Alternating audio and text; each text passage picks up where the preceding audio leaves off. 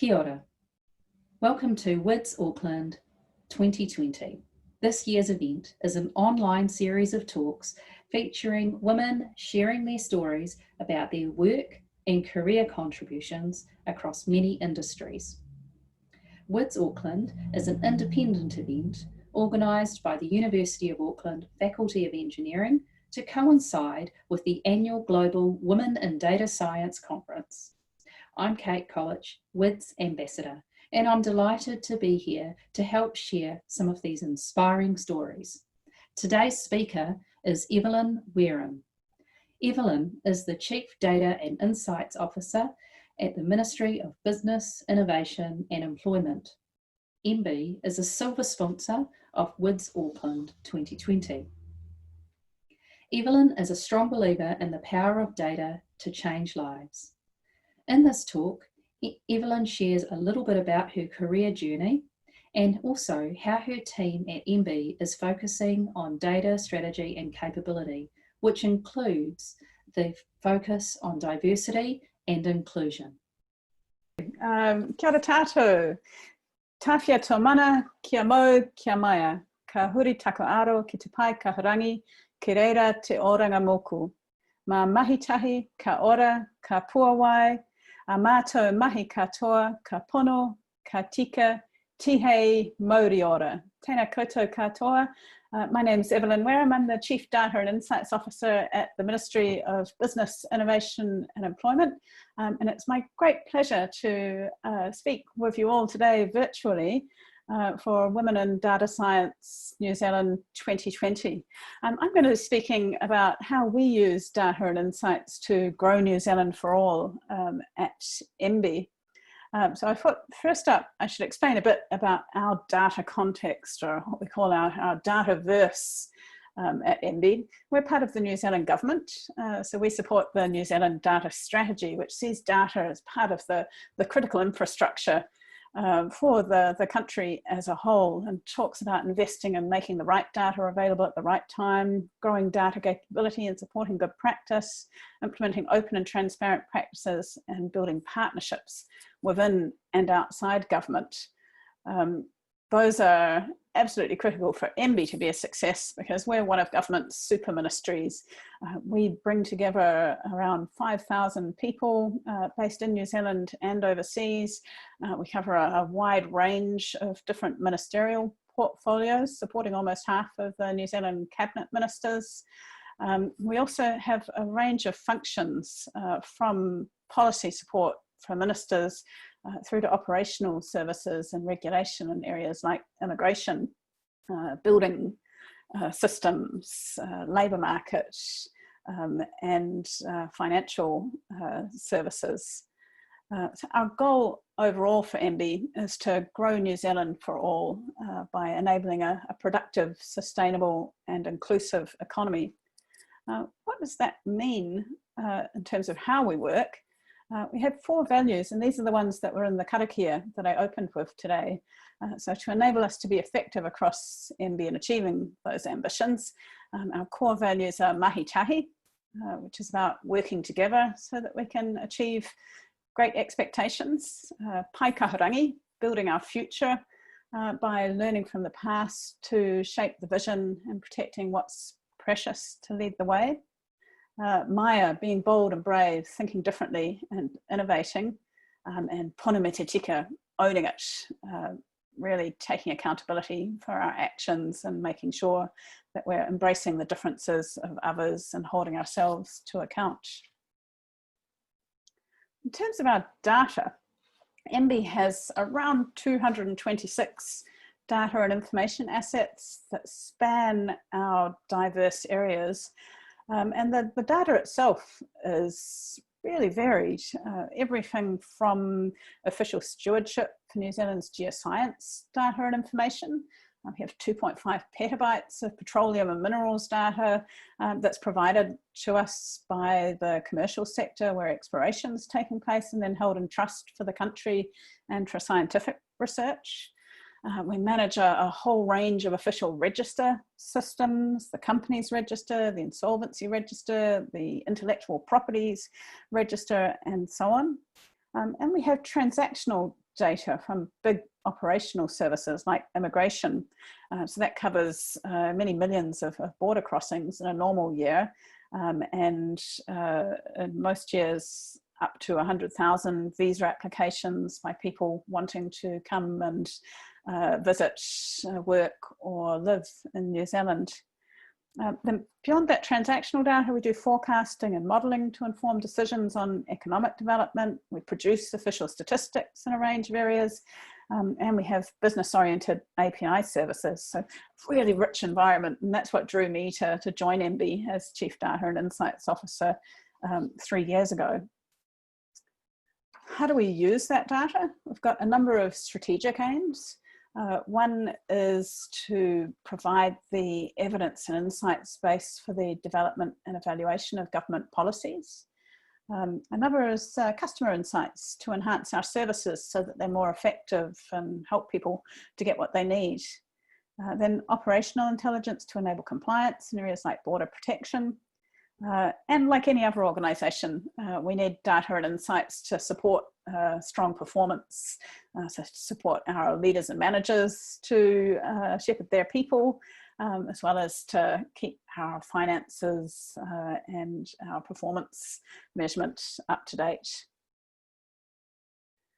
So that's a broad picture of our data, but what I really wanted to talk to you about today is some concrete examples of how we achieve those goals and how we use data and insights. So I'm going to give you a few examples today. The first one is emergency response. One of the functions that's within MBIE is called the Temporary Accommodation Service, and they kick into gear on a regular basis when we have events in different parts of the country. So for example, the flooding in Southland or in the Rotorua district, cyclones, earthquakes, and other similar situations. So each time we have one of those events, we need to bring together evidence quickly to respond to disaster situations. That includes regional data that tells us about demographics, employment, housing, welfare data about the needs of people in that affected region, council data on the effect of the damage from the event, Stats NZ census data on households, and so on and so on and so on. And our team feeds that through fast in order to make the right choices.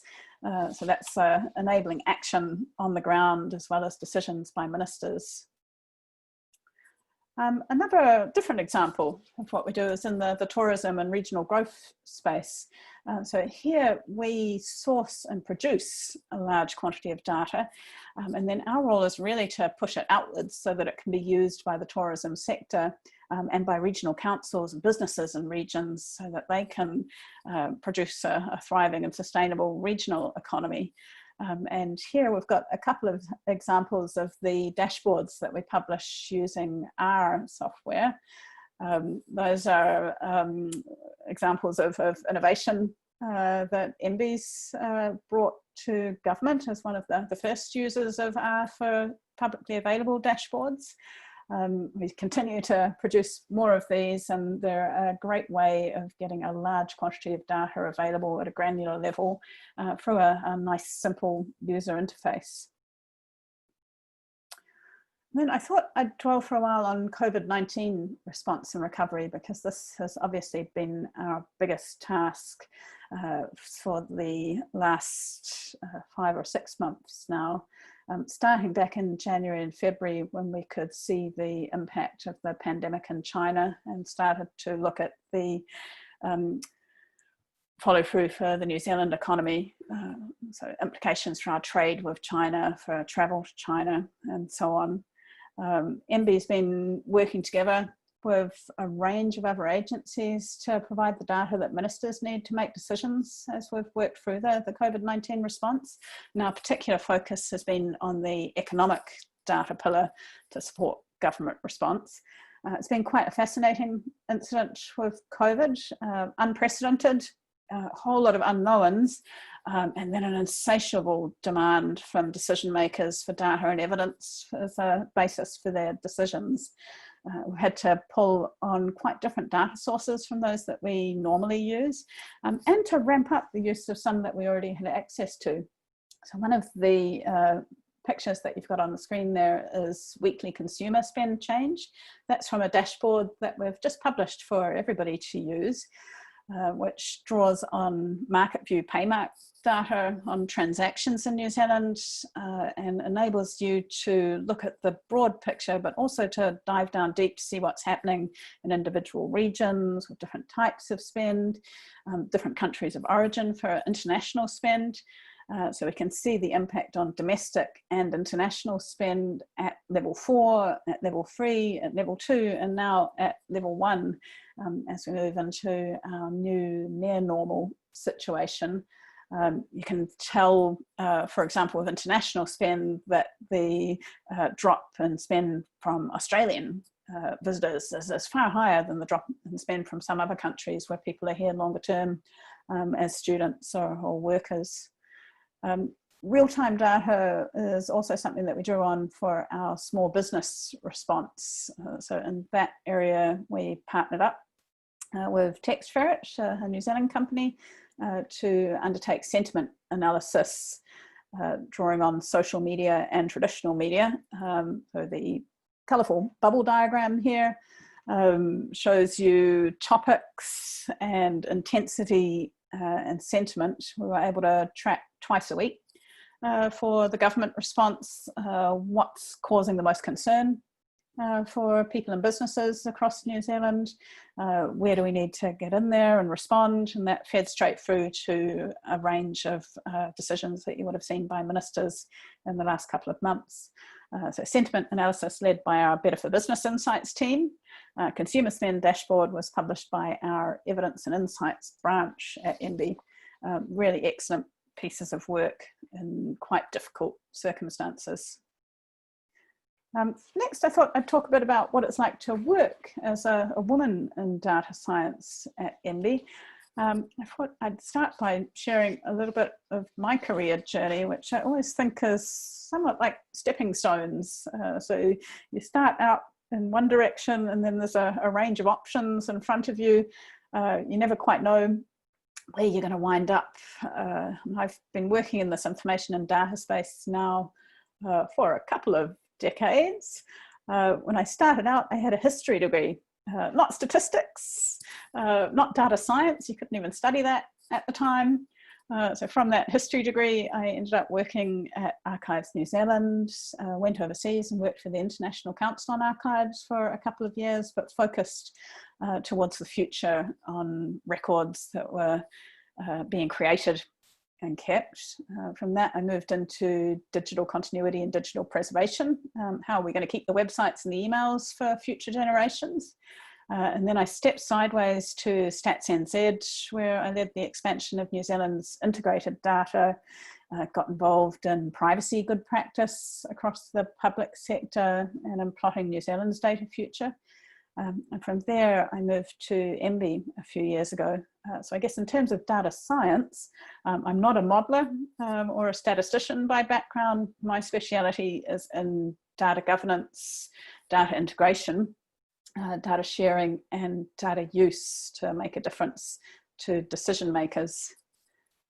At MBIE, I lead a team that normally has around 6 people in it, called Insights and Data Transformation.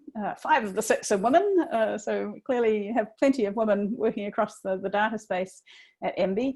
And our role is to guide a change for MBIE in our governance strategy and capability for data.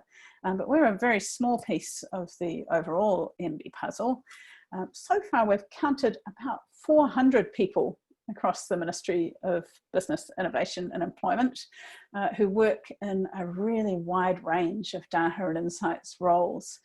We have a whole lot of research and data analysts who are working on that evidence base to enable policy teams to advise ministers. We have a deep research team who work in the longitudinal business database and integrated data infrastructure, doing strategic research on things like productivity and competition and innovation and firm performance in New Zealand.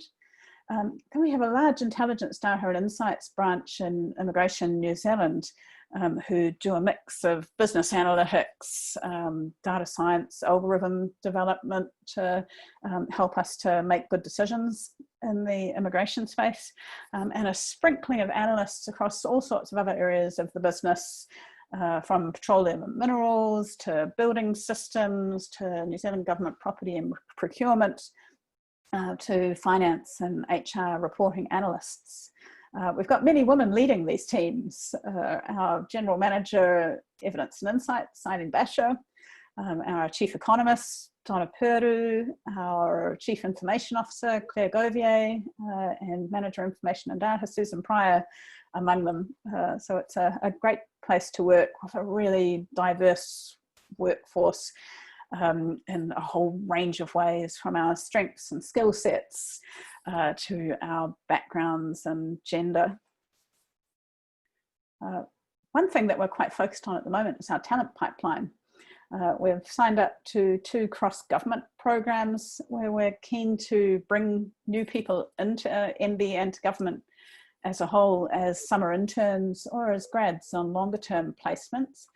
Those 2 programs are Analytics and Research in Government, which has the website ilovedata.org, and GovTech Talent, which is a digital graduate program where grads spend 2 years working across 3 different government agencies and gain really great experience. So if you're currently a student, take a look at these 2 programs. And for Analytics and Research in Government, we're just about to open up for applications for interns who'll be joining us in November this year. MB's hoping to have more than 10 of those people, so it'll be really wonderful to have some of you apply for those roles. So the journey that MB is on to become empowered by data is really a change journey. Although we have amazing data assets and a rich treasure trove of sources and large numbers of people, we definitely wouldn't regard ourselves as perfect in data science.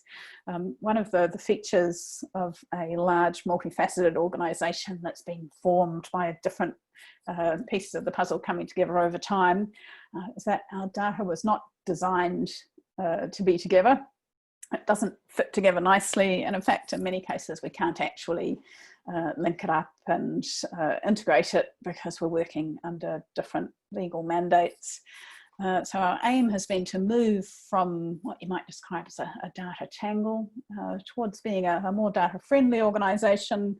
At the moment our aim is set on data readiness, where we want to treat our data as a strategic asset for MB as a whole and become more centralised and consistent in the way that we manage our data foundations, so that the work of our data scientists is much, much easier. Then we're lifting our sights at the moment towards the next stage of that journey. What have we been doing for the last couple of years in terms of achieving that change? We've been focused on 5 different areas. First, to cultivate a data insights, leadership and culture. So we've been engaging hundreds of people across the organisation in co-designing solutions for MB's data stewardship, career pathways and culture. We've shared success stories of how data is being used. We've interviewed our 75 plus data stewards to find out their pain points and joys and what support they need. And we're developing a data governance framework that's going to reshape those stewardship roles and enable much stronger data governance and collaboration across MB. Secondly, we've been looking at how we can make MB's data and insights more visible, both to people within MB and to external users of our data.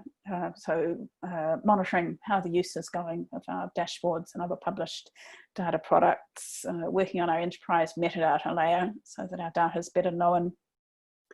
Third, we're growing our capability and tools by looking at career pathways, so both grads and internship placements to bring people in, but also opportunities for growth once people are with us in data roles. And we've been growing the capability of our non-data experts by providing fundamentals training to policy advisors. We want to energise data sharing by making it easier to share and match data. And we're working to improve our data and insights quality. So both the quality of our published data products and the quality of our data layer by looking at implementing master data management and other similar platforms.